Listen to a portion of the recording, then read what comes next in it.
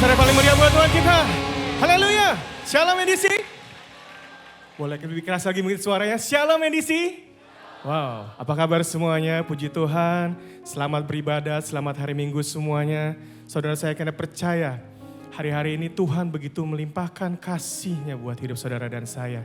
Seberapa banyak yang percaya bahwa Tuhan sungguh mengasihi saudara dan saya, boleh lambaikan tanganmu dan berikan tepuk tangan paling meriah buat Tuhan kita. Mari kita siapkan hati kita untuk menyambut kasih yang tak terbatas daripada Tuhan. Terima kasih Tuhan.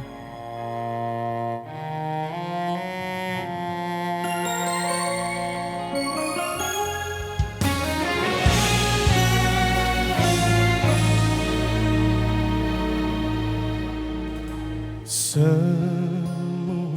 berlalu, namun Kau selalu peliharaku. Kasih dan setiamu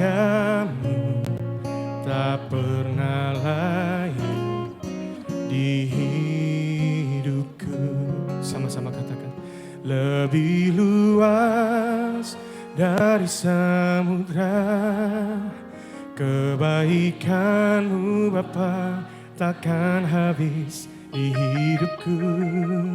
Lebih tinggi dari cakrawala, tak terbatas kasih-Mu. Sungguh ku bersyukur. Sungguh kami percaya kasih-Mu tak terbatas Tuhan. Yang percaya sama-sama nyatakan, semusim berlalu, namun Kau selalu kasih dan setia-Mu Tuhan. Kasih dan setia-Mu tak pernah layu di hidup. Katakan lebih luas dari samudra. Kami sungguh percaya Engkau baik Tuhan. Lebih tinggi dari cakrawala, tak terbatas kasih-Mu. Sungguh ku bersyukur. Sungguh kami bersyukur di hadapan-Mu Tuhan. Oleh sebab kasih-Mu Tuhan yang selalu menyentuh hati kami Bapa. Terima kasih buat kasih-Mu Bapa. Thank you Lord. Segenap umat yang percaya, sama-sama kita bangkit berdiri. Sama-sama kita mau sambut kasih yang daripada Tuhan lebih lagi. Sama-sama nyatakan, lebih luas dari samudra, kebaikan-Mu Bapa takkan habis di hidupku Tuhan. Dari cakrawala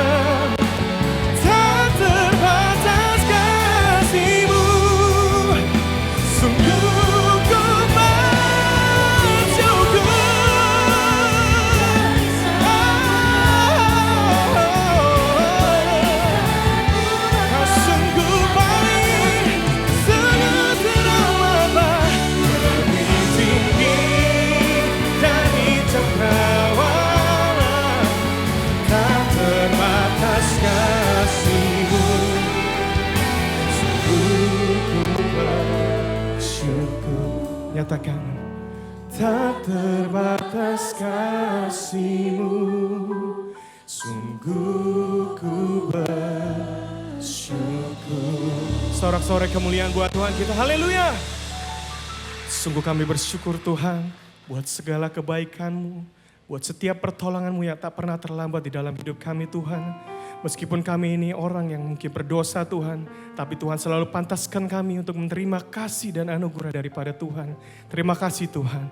Dan sebentar lagi juga kami ingin memuji, memuliakan nama Tuhan dengan luar biasa, dahsyat dan tak terbatas. Dan yang siap memuji Tuhan sama-sama katakan, amin.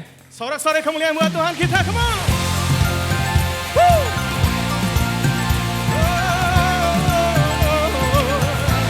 Kami sungguh bersyukur Tuhan. Hati bersyukur. Yang percaya sama-sama nyatakan. Dengan hati bersyukur masuk di hadiratmu, membawa pujian bagimu Yesus. Ku memandang wajahmu, bersuka di depanmu, sambil menceritakan kasihmu. Angkat tanganmu saudara. Ku mengangkat tanganku, bersorak-sorai bagi kebaikanmu. Nyatakan. Engkau baik, sangat baik, kasih setiamu tak pernah berubah. Engkau baik, sangat baik, kasih setiamu tak pernah berubah. Kasih setiamu tak pernah berubah di dalam hidup kami Tuhan. Ini kepercayaan kami Tuhan. Sama-sama nyatakan.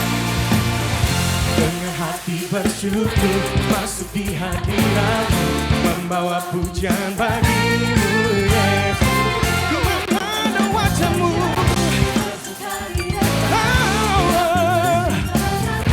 Sekali lagi angkat tanganmu saudara. Ku mengangkat tanganku, berikan suara-suara yang terbaik buat Tuhan kita. Sama-sama nyatakan. Come on. Engkau baik, sangat baik, kasih setiamu tak pernah berubah. Engkau baik, sangat baik, kasih setiamu. Sekali lagi nyatakan saudara. Engkau baik, sangat baik, kasih setiamu. Engkau baik, sangat baik, kasih setiamu tak pernah berubah. Boleh kita sambil bersemangat saudara. Ini pernyataan iman kami Tuhan. Kami percaya Kau sungguh baik di dalam hidup kami Tuhan.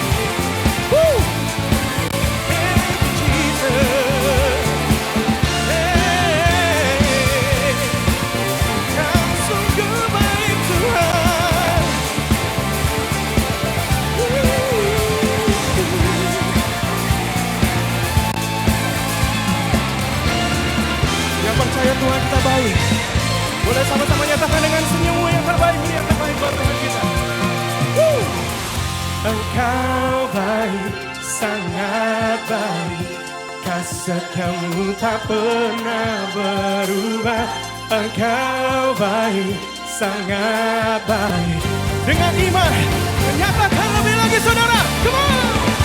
Engkau baik, sangat baik, setiamu tak pernah berubah. Engkau baik, sangat baik. Lebih lagi nyatakan. Engkau baik Tuhan, kasih setiamu tak pernah berubah. Engkau baik, sangat baik, kasih setiamu tak pernah berubah. Dengan iman nyatakan saudara. Come on. Kasih setiamu tak pernah berubah.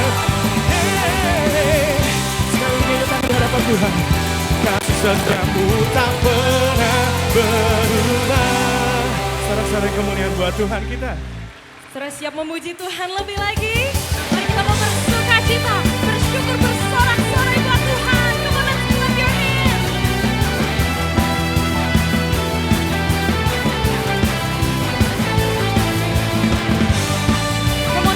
Ucapan syukur pujian kami hanya bagimu Raja kami yang mulia.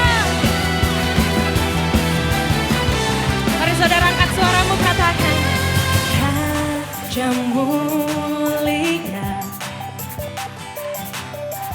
Allah pemenang, Bapa yang kekal, berkuasa selamanya. Segala ciptaan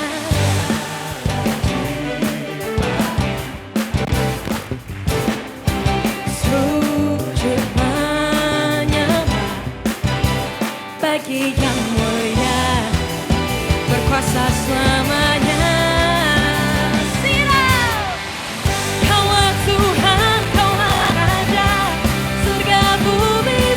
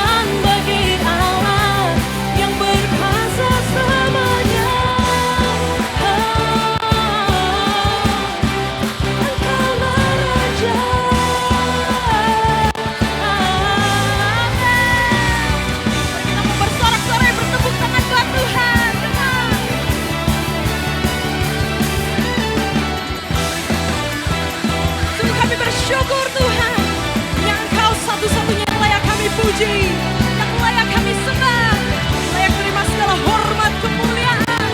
Haleluya.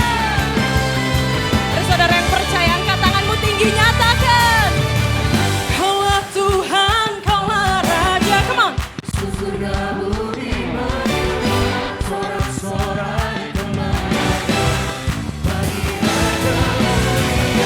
Kemuliaan bagi Allah yang berkuasa selamanya.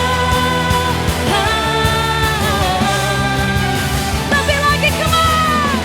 Kaulah Tuhan, Kaulah Raja. Sorak-sorai bagi Raja mulia. Kemuliaan bagi Allah yang berkuasa selamanya. Kaulah Raja. Katakan Yesuslah Raja. Sekali lagi, come on. Yesuslah Raja. Berikan sorak-sorai kemuliaan buat Tuhan kita. Silakan duduk, saudara. Shalom, saya Jeff Kurniawan, senang berjumpa saudara dan berikut NDC News.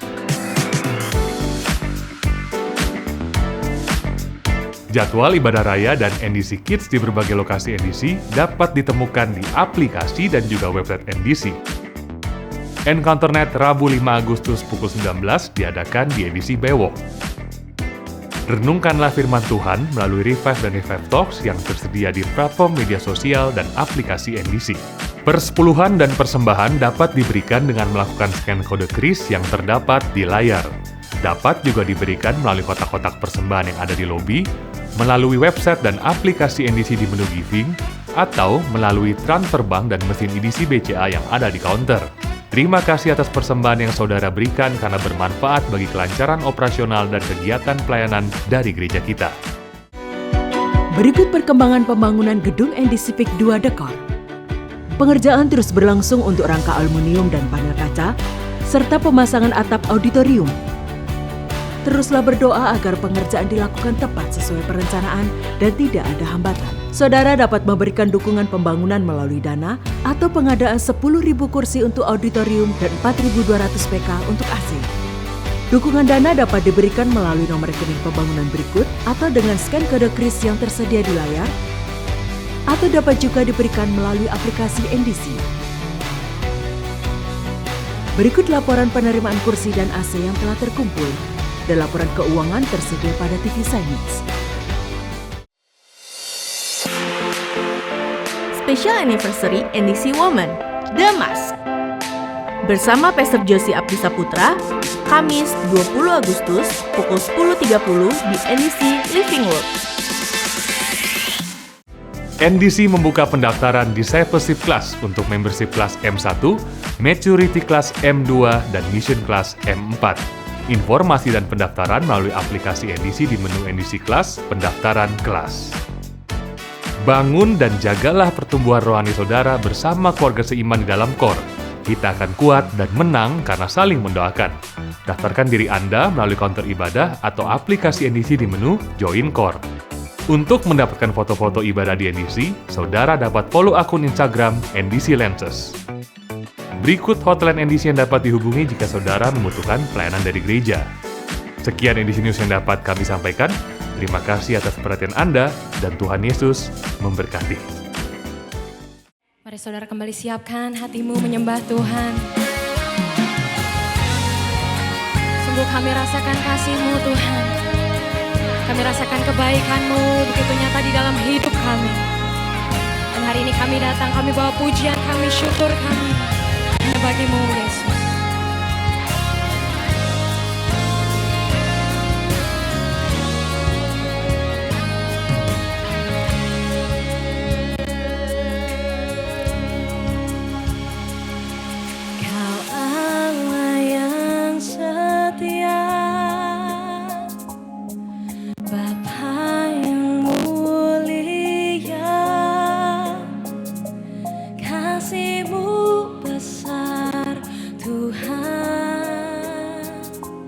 Kau pulihkan hidupku.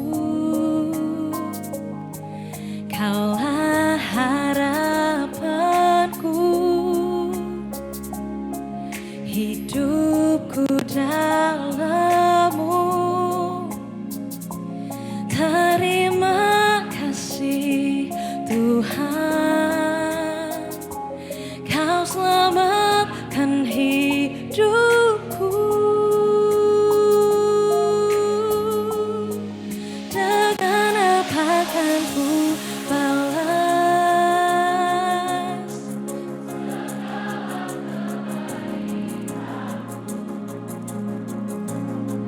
segenap hatiku menyembahmu Yesus. Ku bersyukur padamu selamanya. Terima kasih Tuhan, sungguh kami bersyukur atas kasih-Mu, atas setia-Mu di dalam hidup kami.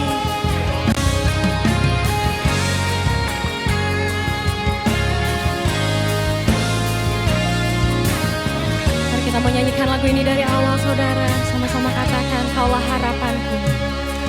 Kaulah harapanku, hidupku dalam-Mu.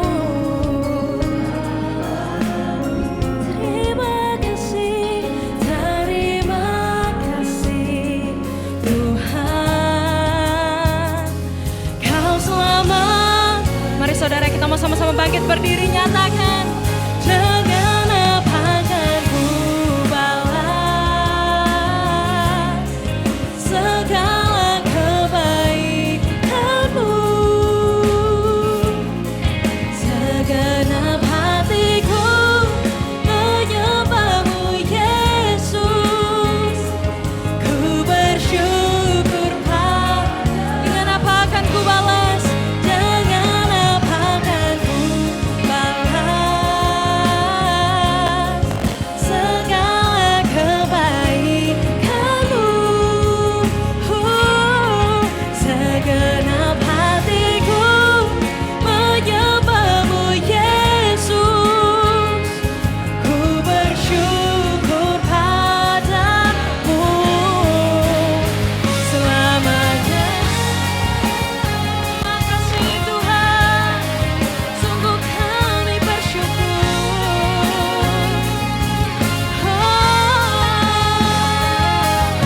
Bersama-Mu kami rasakan damai sejahtera Tuhan. Kami merasakan pengharapan yang baru. Terima kasih Tuhan. Mari yang percaya angkat tanganmu tinggi saudara. Dari dalam hatimu nyatakan, dengan apa kan ku balas. Nyatakan segala kebaikan-Mu. Segenap hatiku menyembahmu Yesus. Ku bersyukur padamu. Nyatakan, dengan apa kan ku balas segala segenap hatiku menyembahmu Yesus. Ku bersyukur pada segenap hatiku, segenap hatiku menyembahmu Yesus. Ku bersyukur padamu selamanya. Berikan sorak-sorai kemuliaan hanya bagi Tuhan. Mari puji Dia, mari sembah namanya.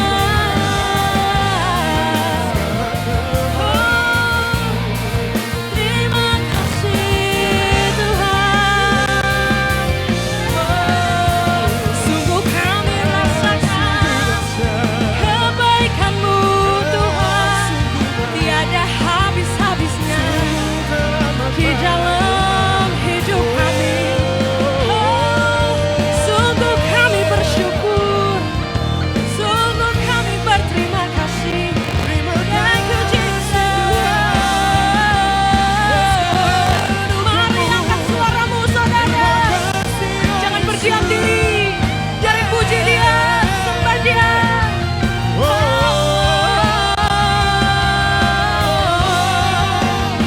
Engkau setia Tuhan, Engkau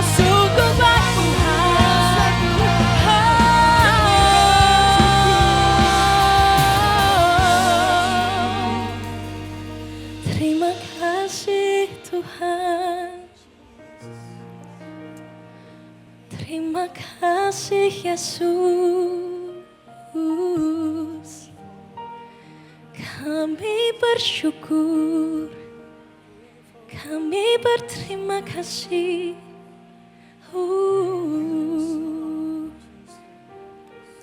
Di setiap langkah hidup kami Tuhan, kami rasakan kasih-Mu. Kami rasakan kebaikan-Mu yang begitu nyata, yang selalu mengalir dan gak pernah berhenti di dalam hidup kami. Tuhan, terima kasih. Dan kami ada sampai dengan hari ini Tuhan, itu hanya karena anugerah-Mu, hanya karena kasih-Mu yang begitu besar buat setiap kami. Tuhan, terima kasih. Dan hari ini kamu serahkan hidup kami Tuhan, pakailah sesuai dengan rencana-Mu. Biar lewat hidup kami Tuhan, nama-Mu saja yang dipermuliakan. Mari saudara dengan hatimu nyatakan. Dengan apa kan ku balas? Jemaat saja nyatakan. Segala kebaikan-Mu, segenap hatiku menyembah-Mu Yesus.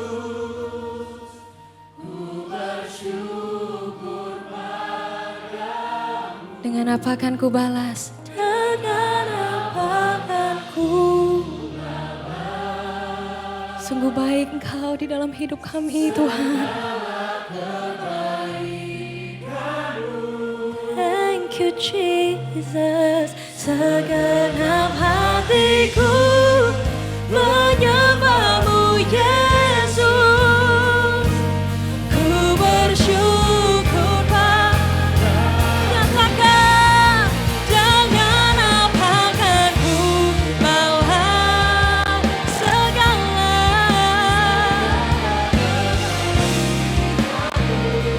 segenap hatiku, segenap hatiku menyembah-Mu Yesus. Ku bersyukur dengan apa kan ku balas segala kebaikan-Mu.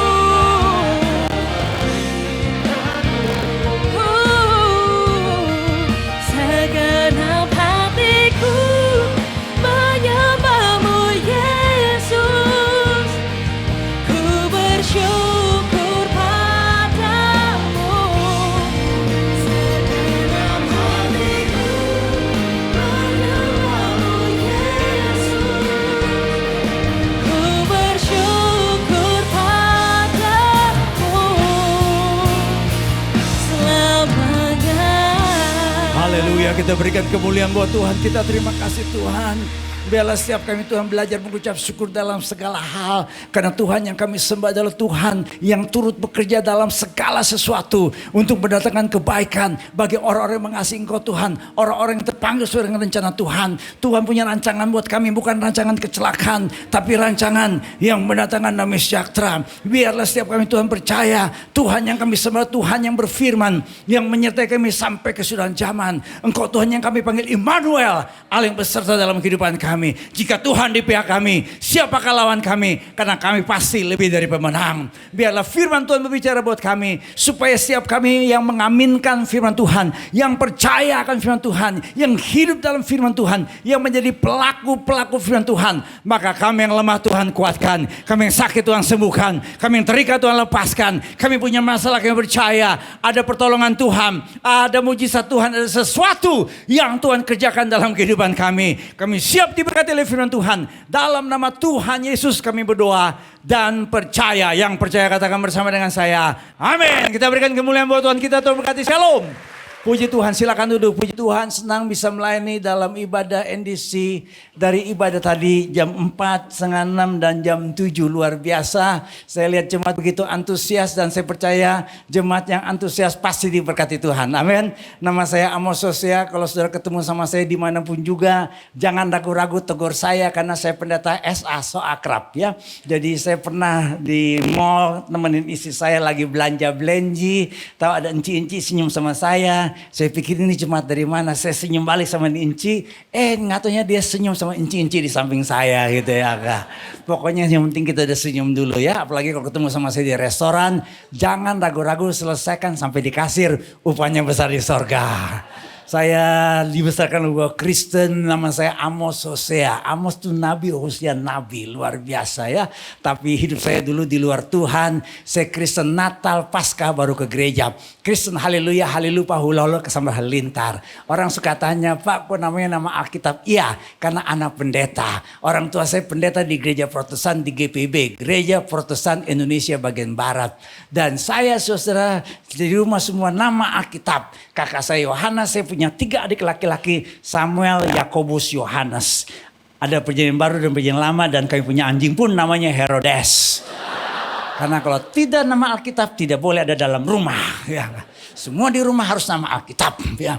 Tapi jujur saja saudara, saya jadi orang Kristen yang KTP-nya Kristen. Kristen yang ngakunya Kristen tapi hidupnya tidak seperti Kristus. Saudara-saudara, kenapa saya mesti ngomong seperti ini? Karena saya akan bicara tentang victory over unbelief.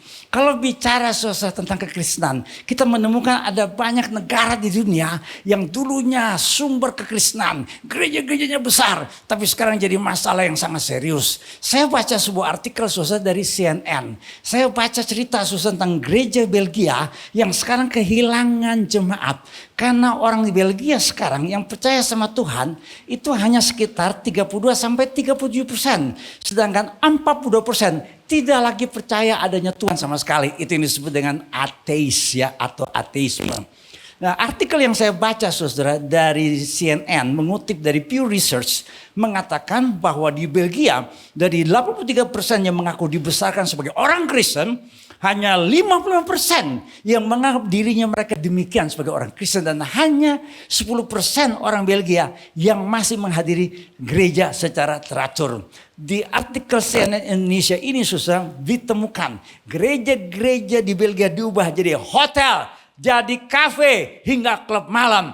Wah, luar biasa NDC. Gereja udah gini gede, bangun lagi di PIK 2. Luar biasa. Itu Tuhan bekerja di tengah jemaat ini di NDC. Berikan kemuliaan buat Tuhan kita. Haleluya. Di sana gereja tutup, tapi kita susah bangun gereja. Kenapa? Karena kita percaya ada gerakan Tuhan di jemaat NDC. Yang percaya katakan amin. Yang percaya berikan kemuliaan buat Tuhan kita. Puji Tuhan. Kalau saya teliti lagi lebih dalam, karena saya seorang pengajar, saya seorang dosen, biasa meneliti jurnal-jurnal. Ketika saya masuk dalam beberapa penelitian, menunjukkan yang lebih serius. Ini dia penyebabnya, kenapa gereja runtuh di Belgia. Saudara-saudara, disurvei 20-30% kurang lebih. Young people, young generation, youngster, orang-orang muda di Belgia, yang percaya Kristus sungguh bangkit itu cuma 20-30%. Saudara-saudara, ini bahaya dalam kekristenan. Kenapa? Karena jika Kristus tidak dibangkitkan, maka sia-sialah kepercayaan kamu. Dan kamu masih hidup dalam dosamu. Demikianlah binasa juga orang-orang yang mati dalam Kristus. Kalau Kristus sudah bangkit saudara, tidak ada yang namanya gereja. Saya suka tanya sama mahasiswa saya di sekolah Alkitab. Kenapa gereja berdirinya di Yerusalem? Kenapa gereja tidak berdiri di Nazaret? Kenapa gereja tidak berdiri di Samaria? Kenapa gereja tidak berdiri di Bojongenyot? Kenapa gereja tidak berdiri di Parung Panjang gitu ya Kak? Kenapa saudara? Karena ketika Yesus bangkit berulang kali menampakkan diri, Tuhan Yesus yang telah bangkit ya mengatakan kepada para muridnya untuk stay in Jerusalem. Dan mereka menerima kebenaran Roh Kudus pada hari Pentakosta dan gereja berdiri. Jadi gereja berdiri di Yerusalem tidak secara kebetulan. Itu membuktikan Yesus Tuhan yang hidup, Tuhan yang bangkit. Jadi kalau ada gereja sampai hari ini, ada yang namanya GKI, GPB, GPGP. GPGP itu lagu orang Ambon saudara. Ada NDC, ada gereja Bethel Injil sepenuh, 1/4, 1/12 dan 1/10. Itu semua karena Yesus Kristus Tuhan yang hidup, Tuhan yang bangkit. Yang setuju katakan amin. Kita berikan kemuliaan buat Tuhan kita karena dia Tuhan yang hidup, Tuhan yang bangkit. Charles Spurgeon, seorang pengkhotbah abad 19 yang Tuhan pakai, pernah berkata, kebangkitan Kristus adalah poros tempat seluruh doktrin Kristenan berputar. Porosnya di dalam pengajaran ini. Ketika gereja sudah tidak lagi berpegang pada pengajaran Kristus yang bangkit, porosnya oblak. Kalau porosnya oblak, rodanya copot. Makanya prediksi gereja di Belgia 20 tahun ke depan, hasil penelitian saya di jurnal-jurnal. mengatakan Kristen nominal turun drastis. Dari tadi yang kita baca 50% turun bisa 20-30%. Yang menghadiri gereja udah tinggal 8-9%, turun bisa 3-5%. Saudara-saudara, kita akan bicara masalah yang serius malam hari ini. Saya pastikan kita akan selesai jam 12. Yang mau angkat tangan. Saya nggak mau, saya capek Pak. Udah seharian khotbah. Nggak serius Pak, nanti kita ketemu aja ya Pak ya. Kursus pribadi ya gitu, luar biasa. Saudara, jadi kita bicara hal yang fundamental. Victory over unbelief. Kenapa saudara? Karena jemaat Korintus dipengaruhi oleh pengajaran yang tidak percaya kepada kebangkitan Kristus. Rasul Paulus menegur jemaat ini dengan berkata, tetapi mungkin ada orang yang bertanya. 1 Korintus 15:35. Bagaimana mungkin orang yang mati dibangkitkan? Dan dengan tubuh apakah mereka akan datang kembali? Saudara-saudara, kalau kita teliti jemaat Korintus ini, kan Korintus ini kota pelabuhan, kota metropolitan, macam-macam orang datang di situ dan macam-macam pengajaran. Saya mau dorong saudara semua harus punya komunitas, harus bergabung di core. Karena saya ini gembala saudara, saya kenyang tuh jemaat yang browsing-browsing di TikTok, di Instagram, di YouTube. Ya, dapat pengajaran aneh-aneh, nanya masalah sama saya. Pastor, kenapa kita nggak pakai kitab Henok? Waduh, gimana mau ngomongnya ya? Ya susah nih ngomongnya. Lu mesti traktir saya 2 jam di restoran baru saya bisa cerita. Kalau selesai ibadah begini 5 menit nggak bisa. Karena you perlu ngerti dulu yang namanya kanon Alkitab dan segala macam. Jadi sudah harus punya komunitas, harus bergabung di core. Boleh saya tanya, siapa yang sudah bergabung di core? Yang sudah bergabung, boleh angkat tangan. Yang sudah bergabung di core. Yang belum bergabung di core. Yang belum bergabung, yang tidak mengerti bahasa Indonesia. Gue udah tanya 2 kali lu gak jawab. Gak boleh marah pendeta. Harus penuh Roh Kudus. Harus penuh kasih. Ya, mau jatuh gue. Ya. Nah, jadi kalau zaman dulu karena ini kota saudara pelabuhan. Macam-macam pengajaran. Nah, latar belakang ada filsafat Plato. Jadi kalau kita belajar Alkitab tuh seringkali kita mempelajari latar belakangnya. Kenapa zaman Korintus itu sampai begitu? Ternyata ada pelajaran Plato yang masalah utamanya ya, yang mengatakan bahwa tubuh jasmani itu rendah. Jadi kalau bicara tubuh kebangkitan itu nggak bisa diterima. Jadi mereka dipengaruhi oleh filsafat Plato. Saudara-saudara, saya dorong saudara harus hati-hati buka YouTube. Jangan sembarangan buka TikTok. Jangan langsung aminkan yang ada di Instagram. Saudara harus belajar firman Tuhan yang benar. Makanya saudara harus punya komunitas. Supaya saudara yang disesatkan. Karena jemaat Korintus disesatkan. Sehingga mereka akhirnya saudara mulai tidak percaya pada Kristus yang bangkit. Saudara-saudara, saya suka tanya sama jemaat. Percaya dulu baru melihat atau melihat dulu baru percaya? Percaya dulu baru melihat atau melihat dulu baru percaya? Anak muda zaman sekarang suka ngomong, Pastor, you have to prove it. And then I believe it. Tidak bisa saudara. Iman adalah dasar dari segala sesuatu yang kita harapkan. Dan bukti dari segala sesuatu yang tidak kita lihat. Tuhan Yesus berkata, karena engkau melihatnya, maka engkau percaya. Tapi berbahagialah, bahasa aslinya artinya diberkatilah. Yang tidak melihat, tapi percaya. Saya tahu saudara saat ini sedang bergumul, sedang berdoa. Saudara belum melihat ada jawaban Tuhan. Tapi percayalah, orang yang beriman kepada Tuhan tidak pernah dikecewakan. Karena dia Tuhan yang hidup, Tuhan yang bangkit, Tuhan yang berkuasa. Saudara-saudara, di tengah keraguan dan pergumulan hidup kita, bagaimana seseorang bisa sampai kepada satu keyakinan bahwa Kristus sungguh-sungguh hidup, benar-benar hidup. 2 hal yang saya bicarakan malam hari ini. Yang pertama, kesaksian. Percaya kepada fakta kebangkitan Kristus yang disaksikan. Dalam 1 Korintus 15 ayat 3, oh firman Tuhan memberikan argumentasi buat mereka yang tidak percaya. Sebab yang sangat penting telah kusampaikan kepadamu, itu apa yang telah kuterima sendiri. Ialah bahwa Kristus telah mati karena dosa-dosa kita sesuai dengan kitab suci. Bahwa ia telah dikuburkan, bahwa ia telah dibangkitkan pada hari yang ketiga sesuai dengan kitab suci. Ayat yang kelima berkata bahwa ia telah menampakkan diri kepada siapa? Kefas atau Petrus. Kemudian kepada ke-12 muridnya. Sesudah itu ia menampakkan diri juga kepada lebih dari 500 saudara sekaligus. Kebanyakan dari mereka masih hidup sampai sekarang pada zaman itu. Tetapi beberapa di antaranya telah meninggal. Saudara-saudara, ungkapan ia telah menampakkan diri. Kata menampakkan diri dari bahasa asli. Itu sesuatu yang nyata dengan mata. Kata of di situ, kata dasar ofte, itu mata jasmani. Ini bukan ilusi. Dalam studi gramatika dari bahasa aslinya, ini bentuk kata kerja yang menunjukkan fakta sejarah. Fakta sejarah yang sudah terjadi. Sudah peristiwa yang benar-benar objektif, yang tidak bisa diulang. Karena ini sebuah fakta kebangkitan Kristus yang terjadi, saudara. Benar-benar ada. Jadi iman Kristen, saudara, berdiri di atas fakta kebangkitan Kristus, bukan mitos. Kenapa sih mesti ngomong begini? Karena kami di sekolah teologi belajar macam-macam doktrin yang aneh-aneh. Ada seorang profesor namanya Profesor Rudolf Bultmann. Rudolf Bultmann ini kalau gelarnya zaman sekarang, gelarnya STH, MA, MDiv, MTH, PhD, PPD, Mengkelot, Angkos, Parfum, MRT, LRT.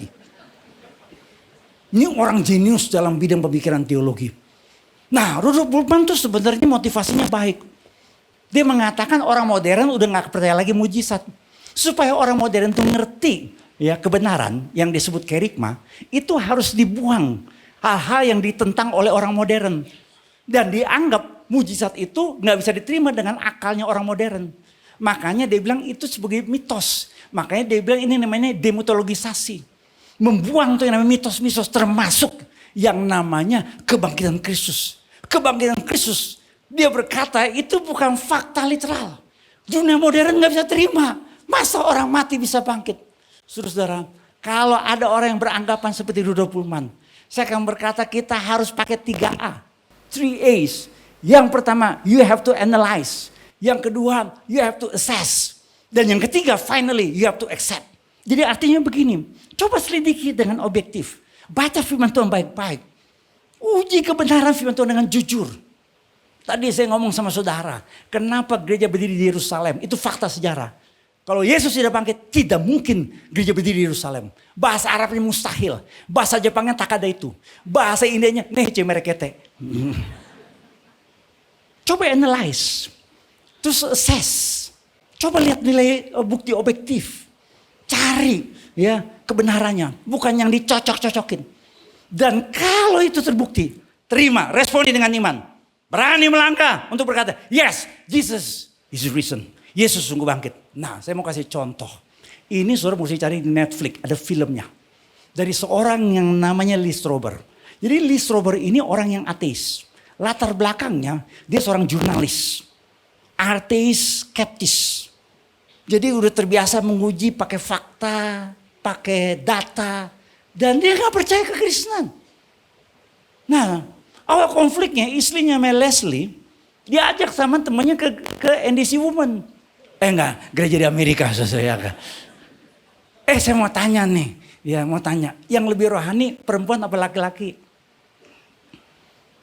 Yang lebih percaya mujizat perempuan apa laki-laki? Saya ngomong pakai ada data nih, ada data. Ya enggak. Hasil penelitian kira-kira mana yang lebih rohani? Laki-laki atau perempuan? Mana yang lebih percaya mujizat? Laki-laki atau perempuan? Saya memang berkata laki-laki lebih percaya mujizat, boleh angkat tangan. Oke. Baik, kita harus bela kaum pria ya. Walaupun sudah terpuruk ya, kita harus bela. Ya. Walaupun kita udah hancur-hancuran tetap bela. Sekali pria tetap pria. Gitu ya. Siapa yang berkata perempuan lebih rohani daripada laki-laki? Haleluya. Yang angkat tangan ngalamin sendiri. Betul. Ya, hasil penelitian ilmiah. Perempuan lebih rohani daripada laki-laki. Makanya ketika Yesus bangkit, yang pertama kali menjumpai Yesus yang bangkit, laki-laki atau perempuan? Perempuan. Kenapa perempuan lebih banyak daripada laki-laki di gereja? Ada yang tahu? Karena perempuan yang lebih dulu berdosa di Taman Eden, baru laki-laki. Bagaimanapun juga, kita harus bela kaum pria. Buntutnya gak enak nih yang nembak terakhir. Kalau di gereja saya pulang gak dapat kue nih, karena ibu-ibu yang isiin kue. Saya pakai data ilmiah, betul. Wanita tuh jauh lebih rohani daripada laki-laki. Ya, karena kita laki-laki ini suka maco. Ya. Mantan copet. Nah, karena dia orang ateis, isinya juga semula tuh kayak orang agnotis. Agnotis tuh minta bukti kalau ateis udah punya kesimpulan gak ada Tuhan. Jadi dia kaget. Gitu ya, kalau saudara nonton filmnya tuh di YouTube ada, di Netflix ada. Ya, dia mulai ribut sama istrinya. Dia berkata, ini jadi masalah buat kita. Tapi karena dia seorang jurnalis, dia berkata, saya akan buktikan that you are wrong. Ya, kamu pasti salah. Saudara-saudara, dia bikin penyelidikan 2 tahun. Dia wawancarai semua orang-orang yang berkaitan dengan data ini. Dia cari sejarawan, dia cari dokter, dia cari teolog. Dia buktikan saudara, semula ya Yesus tidak pernah bangkit. Fokus utamanya, Yesus tidak akan bangkit. Bukan kebangkitan, fakta. Saudara-saudara, dia pakai standar jurnalistik yang ketat. Tapi temuannya mengejutkan. Ternyata dari bukti sejarah kuat sekali. Konsistensinya benar banget. Dan dia punya kesimpulan, waduh sulit banget nih, sulit untuk dibantah bahwa Yesus bangkit. Kebangkitan Yesus sulit disangkal. Dia mulai ragu, mulai berubah keyakinan. Dan akhirnya singkat cerita saudara, dia percaya Yesus. Dia tinggalkan karirnya jadi penginjil yang Tuhan. Dia tulis buku The Case for Christ. Ini cari di Netflix dan YouTube. Ini ada filmnya saudara. Sehingga Lee Strobel ngomong begini, dengerin kalimatnya. Dari orang yang ateis, orang yang percaya Yesus sungguh-sungguh bangkit. Dia berkata begini, kebangkitan Kristus adalah dasar pengharapan orang Kristen. Kebangkitan Kristus adalah mujizat atas segala mujizat. Karena ketika Kristus bangkit, kita mendapatkan pengampunan dosa, hidup yang kekal. Yang percaya katakan amin. Yang percaya berikan kemuliaan buat Tuhan kita. Haleluya, puji Tuhan. Yang kedua, kehidupan. Perubahan hidup yang radikal oleh orang-orang yang mengalami kuasa kebangkitan Kristus. Dalam 1 Korintus pasal 15 ayat yang ke-8. Dan yang paling akhir dari semuanya, ia menampakkan diri juga kepadaku. Sama seperti kepada anak yang lahir sebelum waktunya.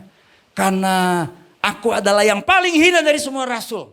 Bahkan tidak layak disebut rasul. Sebab aku telah menganiaya jemaat Allah. Saudara-saudara, ungkapan dia menampakkan diri juga kepadaku secara gramatika. Ini mengungkapkan bentuk kata kerja yang sangat spesifik. Yang mengubah arah hidupnya Rasul Paulus.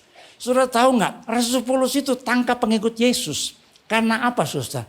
Karena dia menganggap pengikut Yesus itu sesat. Jadi dia minta surat kuasa dari mahkamah agama. Yang disebut pada zaman itu Sanhedrin. Jumlahnya 70 orang. Jadi dia minta surat kuasa khusus untuk tangkap pengikut Yesus. Jadi dia tangkap pengikut Yesus demi agama. Zaman sekarang orang saudara tutup ibadah. Aneh orang Kristen itu bukan orang ateis. Bukan orang agnostis. Bukan orang yang tidak percaya Tuhan. Orang yang beragama. Orang demi agama membunuh orang lebih banyak daripada orang komunis bunuh orang. Saya ulangi lagi. Mereka yang kurang tangkap. Orang demi agama membunuh orang itu lebih banyak daripada orang komunis bunuh orang. Kayaknya terlalu cepat. Orang yang beragama bunuh orang itu lebih banyak daripada orang komunis bunuh orang. Saya pakai data nih ngomong, saya bukan asbun. Ya, saudara boleh klik, cari itu. Holy War. Bahkan sekarang perang area Timur Tengah itu sering dikait-kaitkan dengan yang namanya agama. Sampai perlu ada orang meluruskan, this is not about religious war. Bukan. Tapi Rasul Paulus waktu itu, nama Ibraninya Saulus, minta surat kuasa. Dia kejar pengikut Yesus. Singkat cerita, dalam Kisah Rasul pasal 9. Di dalam kesaksian yang kita bisa baca juga bagian lain Alkitab. Dia berjumpa dengan Yesus. Saudara pernah baca nggak kalimatnya? Dalam Kisah Rasul 9 ayat 3-5. Dia melihat sebuah cahaya terang. Dan mendengar suara yang bertanya begini. Saulus, Saulus, mengapakah engkau menganiaya aku? Saya mau tanya sama saudara. Apakah Saulus pernah aniaya Yesus? Setahu saya nama Saulus pertama kali muncul Kisah Rasul pasal 7 ketika Stefanus di rajam batu sampai mati. Itu namanya Saulus pertama kali muncul.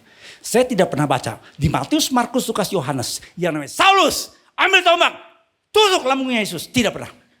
Orang Batak bilang nangadong. Orang Sunda bilang enta ayak. Orang Jawa bilang boten enten. Orang Manado bilang nyanda ada. Orang Ambon bilang saya nggak ada lagi. Nggak ada. Tapi kenapa Yesus berkata, Saulus, Saulus, mengapakah engkau menganiaya aku? Di sini kita menemukan kebenaran yang luar biasa. Ketika Kristus bangkit, dia naik ke sorga, dia jadi kepala gereja. Dan kita jemaatnya adalah tubuh Kristus. Kita ada unity di dalam dia. Dia pokok anggur, kita adalah carang-carangnya. Boleh saya lihat tangan-tangan yang percaya Yesus adalah Tuhan dan Juru Selamat dalam hidup. Boleh angkat tangan saudara. Saudara adalah milik Tuhan Yesus 100%. Yang percaya katakan amin. Berikan kemuliaan buat Tuhan kita. Haleluya. Saya pernah khotbah acara Natal Paspampres. Pasukan Pengamanan Presiden. Pasukan Pengawal Presiden. Apa namanya? Paspampres. Saya ingat sebelum ibadah di lobinya. Ada anggota Paspampres tanya, Pak Pendeta perlu pengawalan gak kalau untuk pelayanan? Ditawarin sama Paspampres. Terus saya bilang, mohon maaf Pak, saya sudah punya pengawalnya. Dia kaget. Dari kesatuan mana Pak Pendeta? Malaikat sorgawi. Siap mundur Pak Pendeta katanya. Kenapa? Karena kita punya Tuhan Yesus. Amin. Kalau saudara, saya mau tanya nih. Orang Kristen mempan gak disantet? Mempan gak?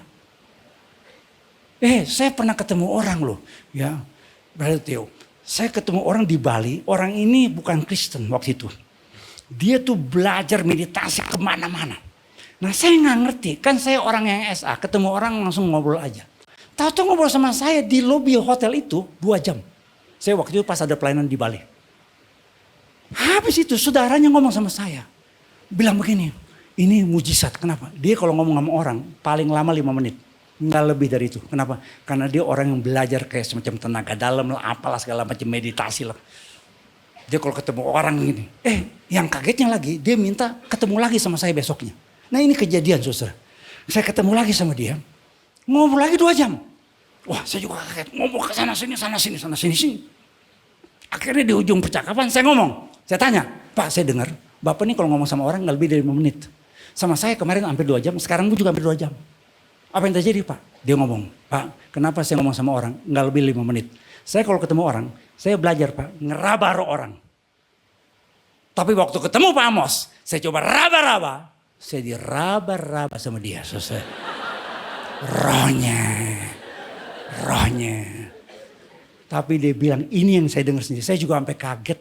Saya rasa waktu ngobrol sama dia saya nggak bahasa roh, nggak ngapa-ngapain gitu loh ya, nggak biasa-biasa aja gitu ya, nggak langsung haleluya enggak gitu, biasa aja ya nggak.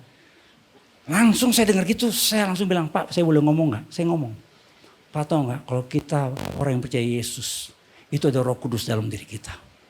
Dia bilang apa tuh? Saya jelasin. Saya khotbahin dia tanpa kolekte. Saya ngomong tentang Roh Kudus. Karena kolekte kan cuma di gereja ya. Singkat cerita ini orang Bali. Saudara yang ngomong pas ke Jakarta dia masuk gereja lo katanya. Ya karena roh yang ada dalam diri kita lebih besar daripada roh yang dalam diri ini. Haleluya puji Tuhan. Ini pengalaman mungkin bisa beda sama orang lain. Tapi saya tahu kebenaran firman Tuhan tidak terbantahkan. Amin. Saudara-saudara, kebangkitan Kristus bukan hanya membuktikan bahwa Yesus Kristus Tuhan yang hidup. Tapi menunjukkan bahwa dia bekerja dalam hidup orang yang percaya kepadanya. Mengubah hidup kita. Ada seorang yang namanya Gert Ludeman. Mohon maaf saudara ya, saya ini seorang pengajar jadi udah biasa pakai kutip kiri kanan ya. Ini orang saudara mengatakan bahwa murid-murid Yesus waktu Yesus mati terpukul. Waktu Yesus disalib mereka semua kayak stres. Jadi karena mereka stres ada kerinduan emosional yang kuat. Akibatnya mereka melihat Yesus itu gak beneran bangkit. Cuma halu. Apa saudara? Halu. Ikuti saya. Saudara 3. Halu. Gert. Ya namanya kan Gert Ludeman. Ya. Atau Man. Dengerin Man. Kalau dia bikin teori halusinasi. Kalau kebangkitan Kristus. Ya. Hanya halusinasi. Saya mau tanya. Kenapa ada penampakan kolektif? Yesus menampakkan diri kepada lebih dari 500 orang. Halusinasi tidak jadi secara massal, bro. Kubur kosong. Halusinasi gak bisa jelasin kubur kosong. Jika tubuh Yesus masih ada, gampang dibuktikan. Yesus gak bangkit. Kondisi emosional murid waktu itu beda. Murid-murid dalam keadaan takut. Halusinasi itu biasanya muncul dari harapan, bukan keputusasaan. Bro. Sifat penampakan Yesus itu jelas kalau kita baca. Dia buktikan dia makan. Bukan halu. Halusinasi itu tidak bersifat fisikal. Dan kalau ngomong soal pertobatan yang skeptis, saudara. Yakobus Paulus bukan dalam kondisi emosional. Yang lagi keadaan mungkin tertekan. Tapi mereka mengalami perjumpaan yang nyata. Makanya Rasul Paulus bersaksi, ini gue nih penganiaya jadi pengikut Yesus. Jadi Rasul Yesus Kristus. Dan keberanian para Rasul bersaksi. Tolong dicatat. Sebelumnya mereka takut. Ragu. Bimbang. Takut. Bahasa Minangnya takui. Tapi lihat dalam kisah Rasul. Mereka berani bersaksi. Mereka berkata dalam kisah Rasul 2:32. Kami semua adalah saksi. Saksi apa? Kristus yang bangkit. Saudara-saudara. 3B yang kita mesti tekankan. 3B yang harus kita simak baik-baik. Apa itu 3Bs? Berjumpa dengan Kristus itu menghancurkan hidup yang lama. Membuka mata kita dan membentuk hidup yang baru. Orang yang mengalami berjumpa dengan Kristus. Orang yang mengalami kehadiran Kristus dalam hidupnya. Orang yang percaya pada Kristus yang bangkit. Dia akan mengalami hati yang hancur, broken. Hidupnya dibentuk. Hidupnya dirubah. Saya ini dulu saudara, seorang yang malam minggu begadang. Main QQ sampai pagi. Ya, mirit kartunya sampai belekan. Makanya setelah saya bertobat masuk gereja, pas saya tepuk tangan, kenapa tangan kiri gue aktif ya? Oh biasa ngocok kartu gaplek gitu ya. Tapi hidup saya Tuhan rubah. Yang dulu hampir gak pernah mau injak gereja. Tuhan bentuk saya. Dan saya melihat Kristus sebagai pribadi yang hidup, yang mengubah hidup saya. Dan saya saudara mengalami perubahan hidup yang nyata. Saya belajar sampai hari ini. Supaya menjadi yang Tuhan harapkan dalam hidup saya. Karena kata Kristen dari kata Yunani Kristianoi. Kristianoi adalah orang yang berbicara, bersikap, bertingkah laku seperti Kristus. Boleh saya lihat tangan-tangan yang percaya Yesus adalah Tuhan, boleh angkat tangan. Saudara harus menjadi seperti Yesus. Karena itu adalah tujuan hidup kita di dalam Dia. Amin. Yang setuju katakan amin. Berikan kemuliaan buat Tuhan kita. Saudara-saudara, orang ini udah di acara podcastnya Daniel Tetangga. Ya, ini gak promosi ya. Saya gak kenal sama Daniel Mananta ya. Tapi pernah diundang di podcastnya Daniel Mananta. Sebelum diundang di podcastnya Daniel Mananta, saya sudah lihat YouTube-nya. Saudara boleh klik YouTube nama Afin Javid. Dari seorang pemimpin teroris jadi pendeta hamba Tuhan. Sekarang mengembalakan sebuah gereja di Kanada. Latar belakangnya dari kelompok yang waktu itu saudara diajarin tentang jihad. Dia ditangkap di Malaysia singkat cerita karena punya paspor ilegal. Di penjara dia mengalami semacam kayak pergumulan spiritual. Saudara di dalam penjara, dalam ketakutan yang mendalam. Tiba-tiba saudara dia kayak kerasukan setan gitu. Dia berusaha dengan keyakinannya untuk dilepaskan dari yang namanya kerasukan setan itu. Tiba-tiba dia dengar suara dalam bahasa Farsi. Itu bahasanya dia orang Iran ini. Sebut nama Yesus. Dia cuma ngomong, Yesus, jika engkau nyata, ya tunjukkan dirimu. Saudara dia mengalami kelepasan katanya. Sejak itu dia mulai bingung. Tapi tidak berhenti sampai di situ. Afin Javid dalam penjara saudara, dia mengalami sekali lagi perjumpaan dengan Kristus. Ketika saudara, dia merasakan kehadiran Tuhan. Dia tahu, saya ini gak layak. Saya harus dihukum. Saya gak pantas untuk hidup. Saudara, tapi dia kaget. Saudara boleh buka di YouTube dia. Ya, saudara boleh buka podcastnya dengan Daniel Mananta, tetangga. Itu Daniel Tetangga. Dia ngomong panjang lebar saudara. Di podcast yang lain dia ngomong dengan menangis. Karena dia berkata, saya kalau mengingat itu saya selalu menangis. Karena tiba-tiba Yesus menyentuh bahunya. Dan dia mendengar suara, aku mengampunimu. Dia bingung karena pengajaran agamanya dulu. Ya, pengampunan terjadi setelah penghakiman. Bukan yang diterima pada waktu itu. Namun dia mengalami yang namanya damai dan keyakinan yang luar biasa. Saudara-saudara, dia tanya lagi. Siapa engkau? Dan ini yang Tuhan katakan, akulah jalan, kebenaran, dan hidup. Saudara-saudara, yang namanya Afin Javid waktu itu belum pernah dengar ini ayat Yohanes 14 ayat 6. Jadi dia bertanya lagi, siapa namamu? Dan dia mendengar kata, Yesus Kristus. Dia jatuh tersungkur, dia menangis saudara, dan dia mengatakan hidupnya berubah. Dia tinggalkan kepercayaan yang lama. Dia tinggalkan saudara tujuannya menjadi jihad. Dan dia serahkan hidupnya kepada Tuhan.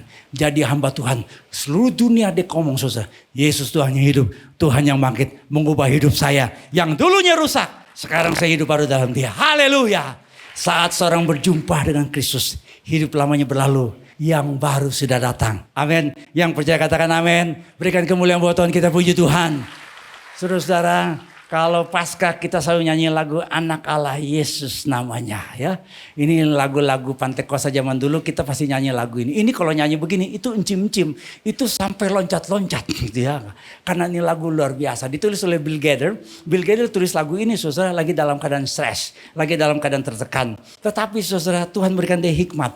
Untuk mengatakan Anak Allah Yesus namanya menyembuhkan, menyucikan. Bahkan mati tebus dosaku. Kubur kosong membuktikan sebab dia hidup. Sebab dia hidup. Ini refnya. Ada hari esok. Sebab dia hidup. Ku tak gentar. Karena ku tahu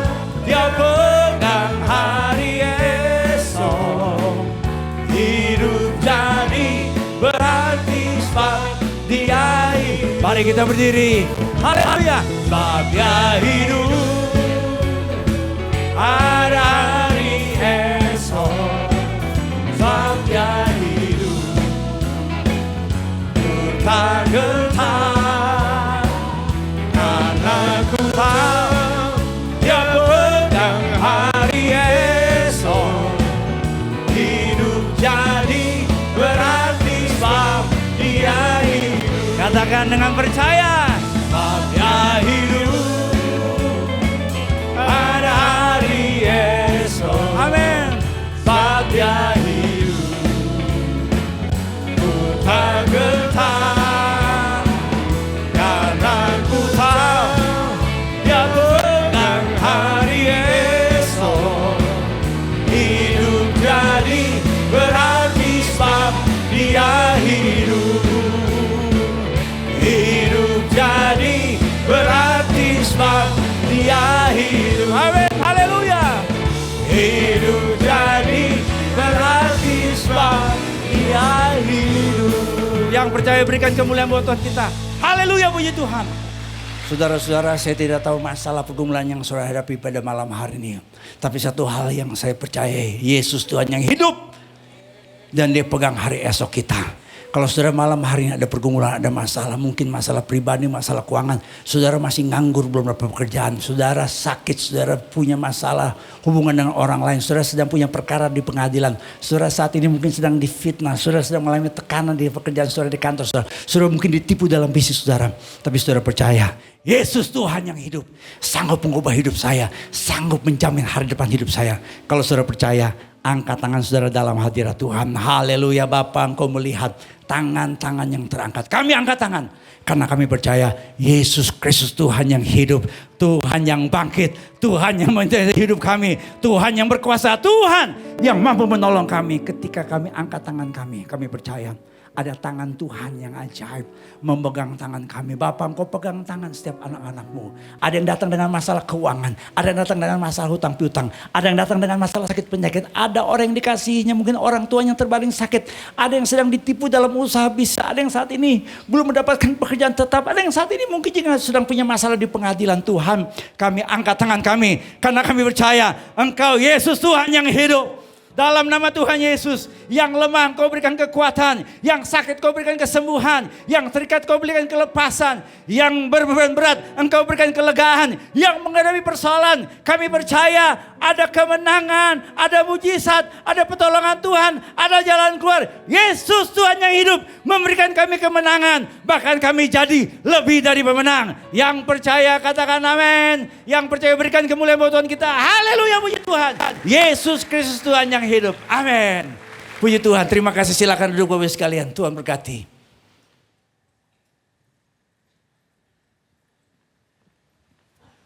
Haleluya. Saya percaya semua kita diberkati oleh kebenaran firman Tuhan pada malam hari ini. Terima kasih untuk hambanya Pastor Amos Hosea yang sudah jadi berkat bagi kita semua. Tuhan memberkati kesehatannya, pelayanannya, juga keluarganya. Haleluya. Dan kita juga berterima kasih untuk seluruh volunteer yang sudah melayani pada malam hari ini. Kita berikan aplaus juga untuk mereka. Haleluya, baik yang kelihatan di atas mimbar maupun yang di belakang yang tidak kelihatan. Semuanya Tuhan memberkati. Dan lewat mimbar ini saya juga akan menyampaikan bahwa saudara bila ada pergumulan dan saudara butuh dukungan doa, saudara dapat menghubungi hotline doa saudara. Ya, kita percaya doa orang benar besar kuasanya. Dan kita adalah orang-orang yang sudah dibenarkan oleh Tuhan. Karena kita percaya saudara hubungi tim doa, saudara akan disupport dalam doa. Haleluya. Dan sebelum kita pulang, kita mau bangkit berdiri dan kita mau terima berkat besar dari Tuhan. Haleluya, kita mau satu hati dalam doa. Terima kasih Tuhan. Di akhir ibadah kami pada malam hari ini, segala pujian, hormat, syukur, dan kemuliaan kami kembalikan hanya bagi-Mu ya Bapa. Kami bersyukur Tuhan untuk perkenanan-Mu yang turun dalam ibadah kami.